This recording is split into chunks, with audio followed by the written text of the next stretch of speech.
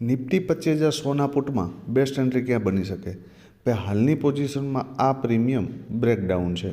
આ પ્રીમિયમમાં ટોપ ઉપર એન્ટ્રી મતલબ કે આ 153ની ઉપર એન્ટ્રી તો જ કરી શકાય કે આ premium heavy gap up open થાય ક્યાં 218ની આજુબાજુ, અને ત્યાંથી તમને 153 અથવા તો 148નું જ્યાં ક્લોઝિંગ છે ત્યાં સપોર્ટ લેતું દેખાય તો એન્ટ્રી કરી શકાય, અને 218 પહેલો ટાર્ગેટ, અને એનાથી ઉપર થાય તો 250-60ની આજુબાજુ જઈ શકે.